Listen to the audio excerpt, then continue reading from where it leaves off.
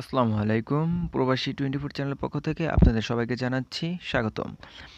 আশা করি সকলেই ভালো আছেন, সুস্থ আছেন, নিরাপদে রয়েছেন।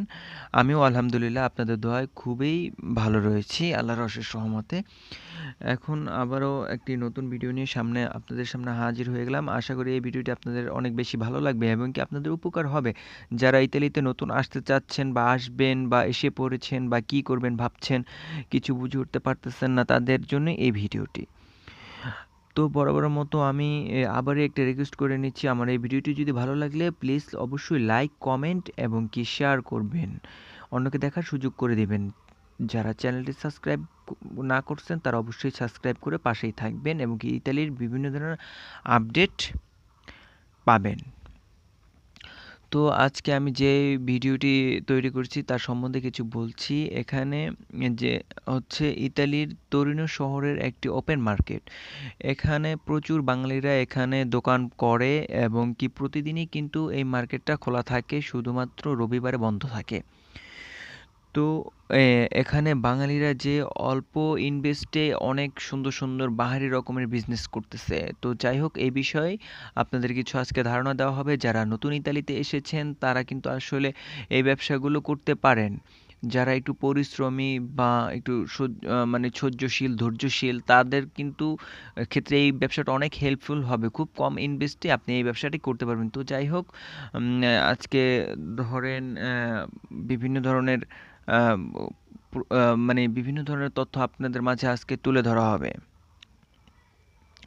অবশ্যই দেখবেন, প্রথম থেকে শেষ পর্যন্ত দেখবেন, তাহলে আপনারা অবশ্যই ক্লিয়ার হবেন।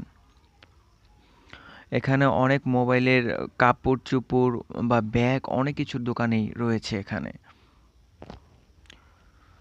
তো আপনারা দেখতে থাকুন অবশ্যই। একজন বাঙালি ব্যবসায়ী, ধরেন জনাব আব্দুল মালেক। তো এখানে একজন বাঙালি ভাই প্রায় 10 বছর যাবৎ ব্যবসা করতেছে। তো 10 বছরে আপনার ওই আহ, এই তো ব্যবসাটা করতে হলে আপনার আহ, আপনার যে সুজন্য যে কপিটা মেন হচ্ছে, সুজন্য পেলে ওই সুজন্য দ্বারা আপনার সব কিছু করা যায়। আরও অন্য কাগজপত্র যেগুলো বলে, সৌজন্য থেকেই সব কিছু হয়। প্রথম সৌজন্যটা পেশকালি রেসিডেন্ট, তারপর আপনার প্যারমোসিটির সৌজন্য, এইগুলাই হচ্ছে মেন।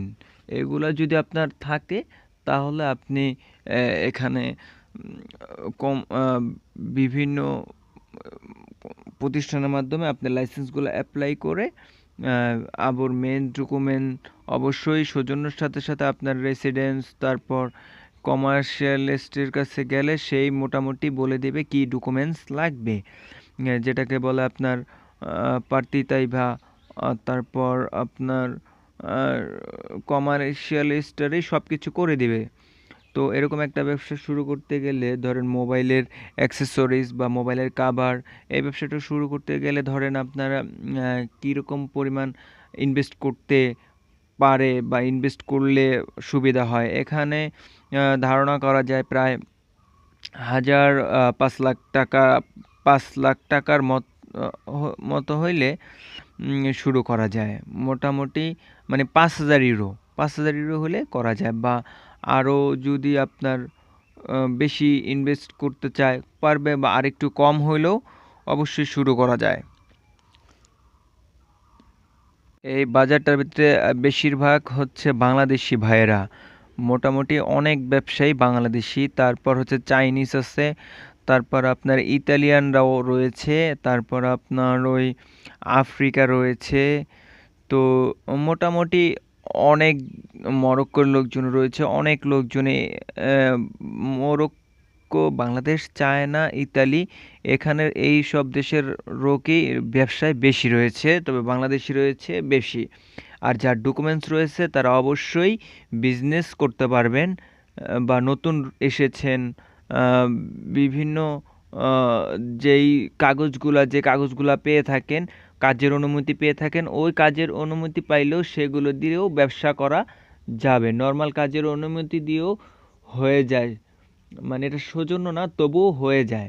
মোটামুটি সহজ, আপনি ব্যবসা করতে মোটামুটি সহজ, পারবেন। তো আজকের ভিডিওটি এই পর্যন্তই। অবশ্যই দেখা হবে আগামী ভিডিওতে ইতালি বিভিন্ন আপডেট নিয়ে। আসসালামু আলাইকুম। আপনারা দেখছিলেন প্রবাসী 24।